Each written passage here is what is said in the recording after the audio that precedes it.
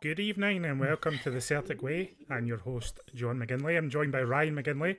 We're not related, but we're both very excited about Celtic this evening.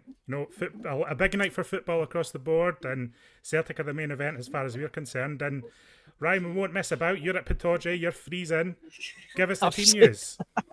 Absolutely, I can do that just now. So Celtic are lining up as Kasper Schmeichel in goals. It's a back four of Alex Valle, Austin Trusty, Cameron Carter-Vickers and Alistair Johnson left to right. It's a midfield three of Callum McGregor, Paulo Bernardo and Rio Hatate, and a front three of Kyogo Furuhashi, supported on either wing by Daisy Maeda on the left and Nicholas Kuhn on the right. I will just bring up the subs. In fact, the subs have just disappeared as I clicked them there. 2 wee seconds.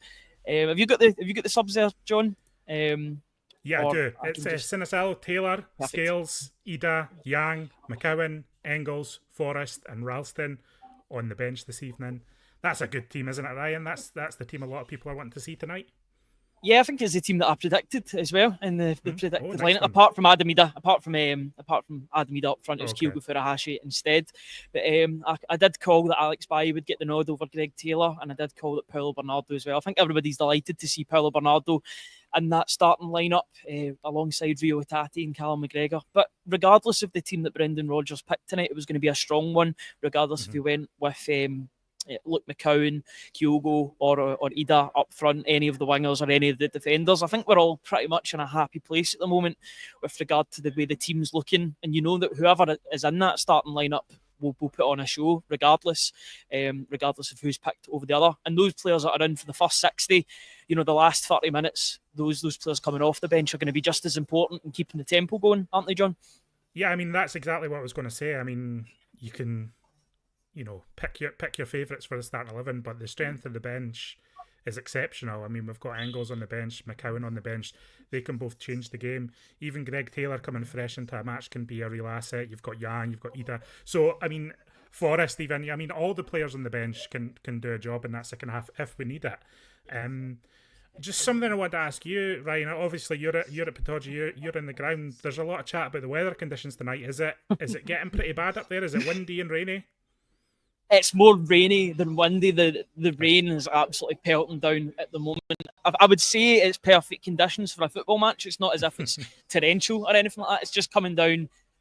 If you were to say it was coming down nicely for a game of football, because it doesn't look as if the pitch is getting waterlogged or anything like that. The pitch is looking in absolutely tremendous condition. The floodlights are already on, but yeah, I don't think there's any issue with this game going ahead or anything like that. The pitch is looking in good condition.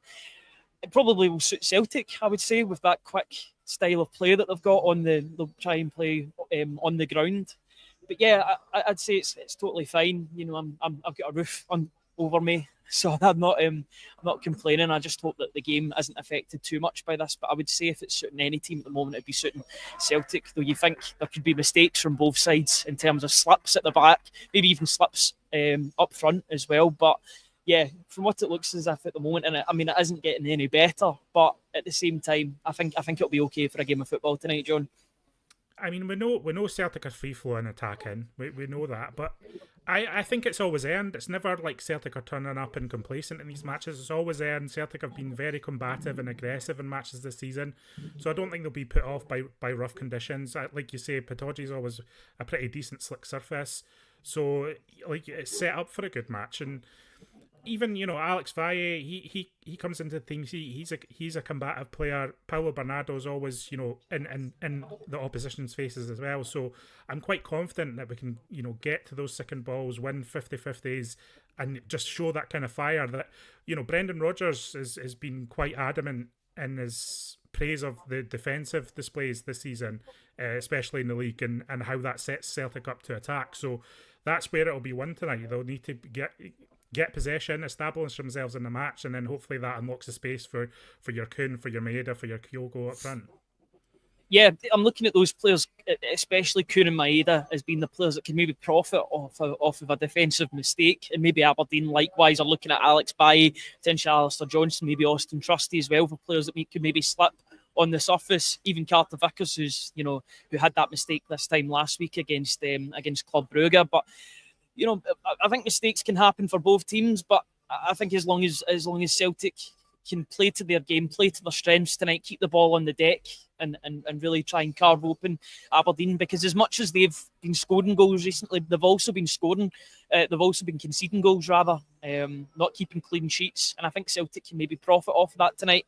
Looking at Maeda, I'm looking at Kuhn, both goal scorers on their day. They've been scoring goals all season, as well as Kyogo Furuhashi, maybe Rio Itati as well, who likes a goal or two against Aberdeen. He scored last time out against Aberdeen, so yeah, there's goals all over this team for Celtic. All they've got to do is just keep it tight at the back, break when possible, dominate on the ball when possible, and the result should come, hopefully.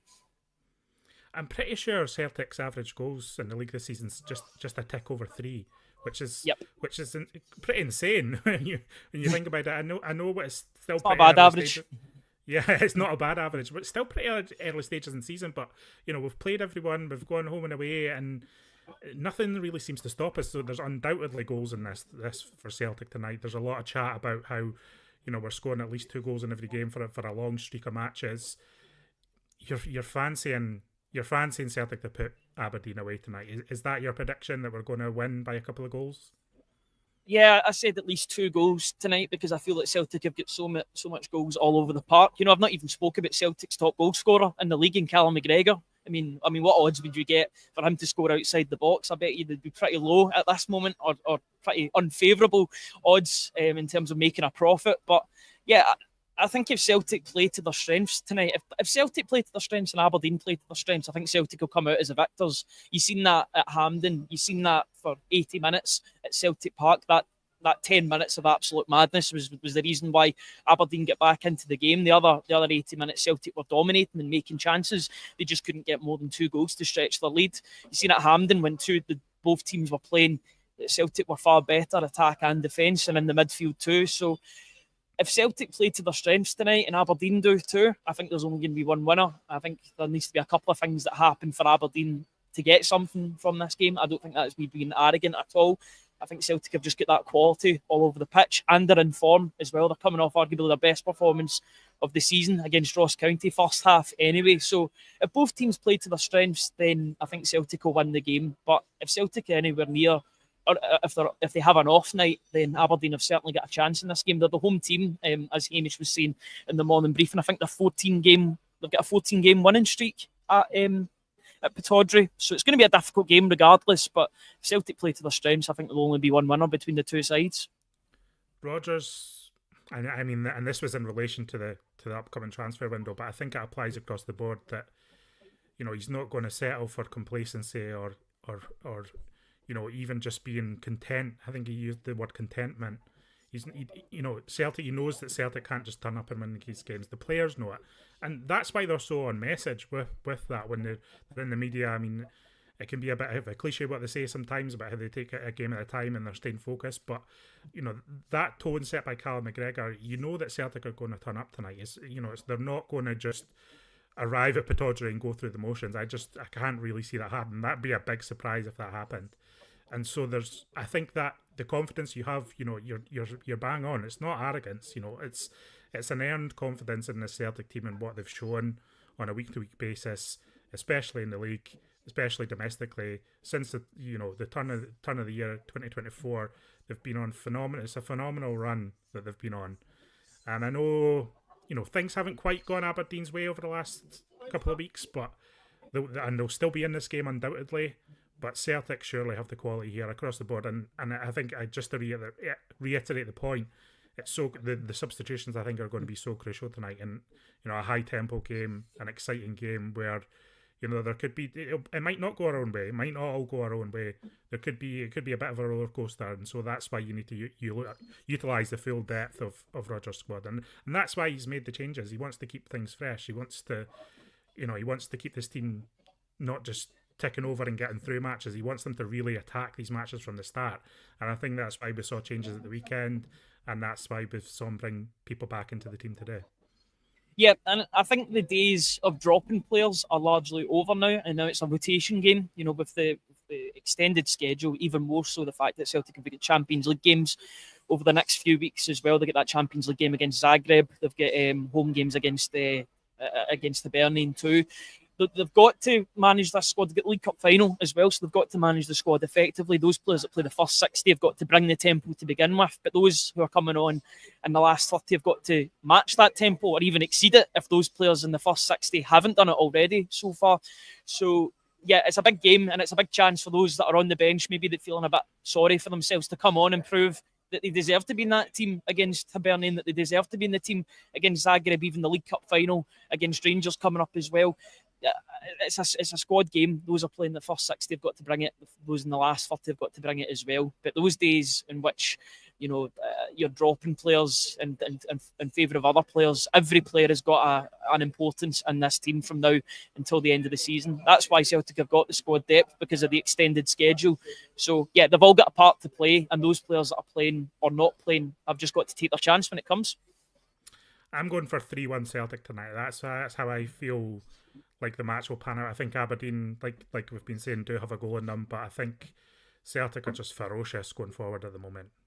Home or away, wind, rain or shine. Plenty of rain. See that, yeah, a lot of rain tonight. So they'll have to fight through that, and hopefully Celtic have shown a lot of different sides to themselves this season. I hope we see another a unifying, positive display that really gets fans excited again. Aberdeen are still the closest team to us domestically this season, and everything will be in tonight. What's the energy around the stadium? Are you feeling? Does it feel like a big match tonight? Does it feel like a big match? At Pittodrie. Not yet, because there's not that many people in. I think people are still braving the conditions and getting here as soon or as close to kick-off as possible. But I think in the next 10-15 minutes, you'll really see the stands starting to fill. Hamish was saying that this wasn't a sellout at the moment. Hopefully it'll be close to that, because it makes for the game. I think Celtic play better when they're up against a full crowd. I'm sure that the Celtic support will be making a bit of noise as well, coming up from Glasgow and the surrounding areas. But I think in the next 10-15 minutes you'll start to hear the noise. It'll be coming through your TV feed. That'll be a noisy game. It's a midweek game under the floodlights. People are desperate for a game of football. They'll maybe finish their work and heading along to the game. Hopefully, it's a good atmosphere between the two crowds. And yeah, may the best team win on the night. Well, we won't keep you too long. I know you've got a busy, exciting night ahead of you. What's going on the website? You'll have a match analysis up pretty soon after the full-time whistle, is that right? Yeah, I'll try and get that out as soon as full time goes. Result dependent, obviously, because things can change. Last minute goals. So we'll try and get that maybe 5-10 minutes after the final whistle. Try and get it as instant as possible. We'll also be speaking to the manager after the game. That'll be in a Q&A format after maybe about half an hour, 45 minutes after the game. We'll have a player embargoed probably for the night after. But yeah, we'll try and bring as much content as we can after the final whistle. But yeah, it's all result dependent, isn't it? Whether it's going to be a positive instant analysis or a negative one. Fingers crossed Celtic can get the 3 points and just keep on going in the league. They're doing really, really well at the moment. But you're only as good as your next result, and let's see if Celtic can match those levels that they showed against Ross County at the weekend against Aberdeen. The 3 points is the minimum, isn't it, really? Yeah, I mean, I think we're all enthusiastic, whether you're at the game tonight or whether you're watching on TV. I think everyone's enthusiastic to see how Celtic play tonight. So I think we'll leave it there. We'll let you get on with your evening, Ryan, and enjoy the match at Pittodrie. Like Ryan says, there'll be lots of reaction on the website, both tonight and tomorrow. So look forward to it. Have a good night, everyone. And we'll see you on the other side. Thanks very much, guys. Enjoy the game, everybody.